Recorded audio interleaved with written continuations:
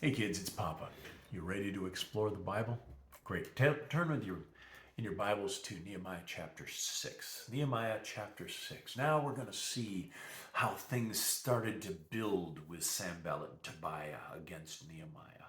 And notice in verse 1, it says, Now it came to pass that when Sanballat and Tobiah and Gershom the Arabian and the rest of the enemies heard that I had built the wall and there was no breach therein, though at that time I'd not set up the doors upon their gates, that Sanballat and Gershom sent unto me, saying, Come, let us meet together in some one of the villages of the plain of Ono.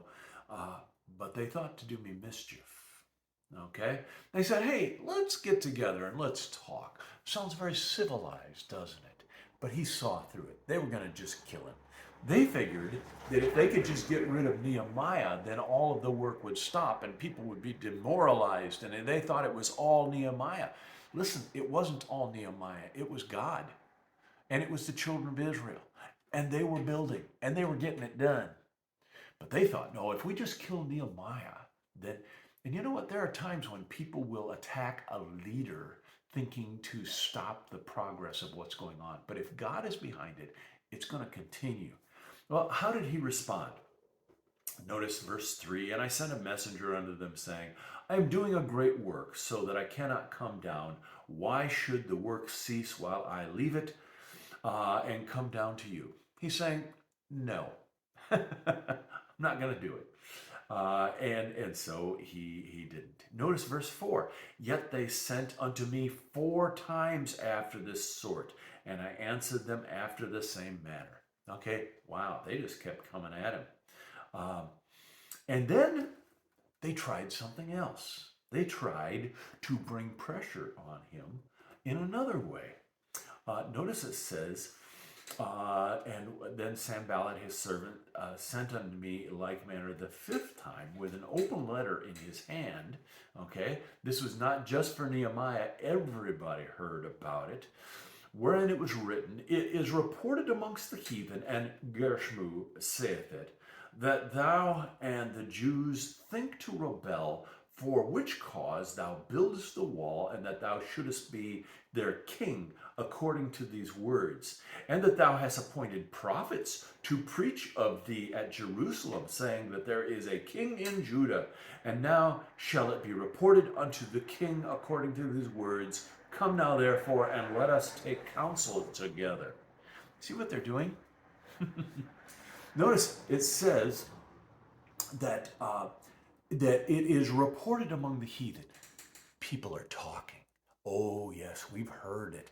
There's gossip out there, and Gershmu has said it. Okay, they gave one name of someone who sang it, and ooh, it's out there, and people are saying it, and therefore it must be the truth.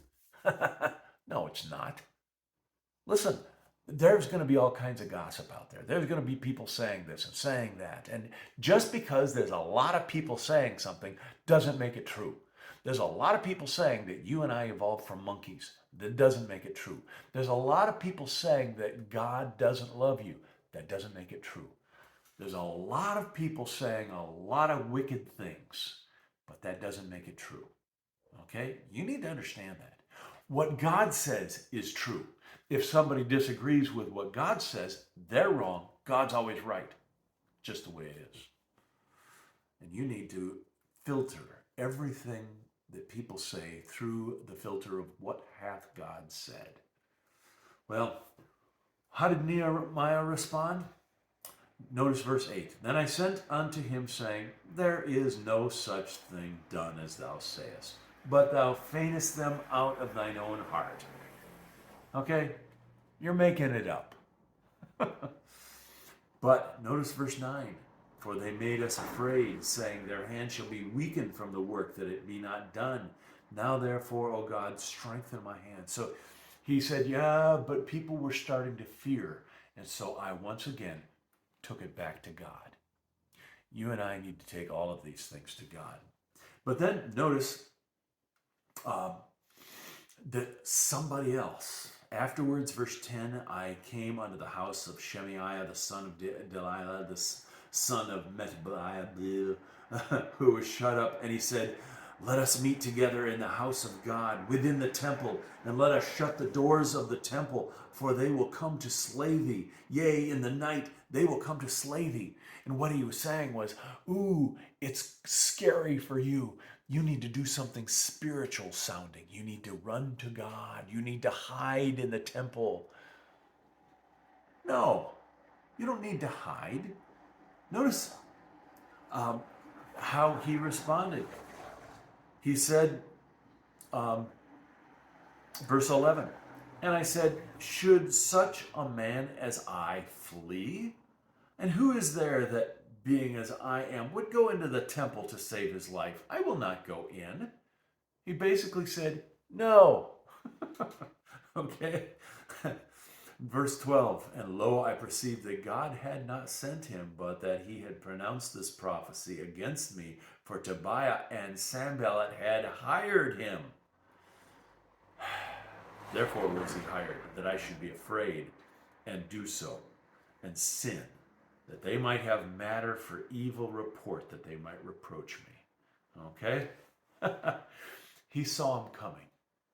He said, no, this is not the way God works. This is not the way God does things. And therefore, I'm not going to do it either. I'm going to trust in my God.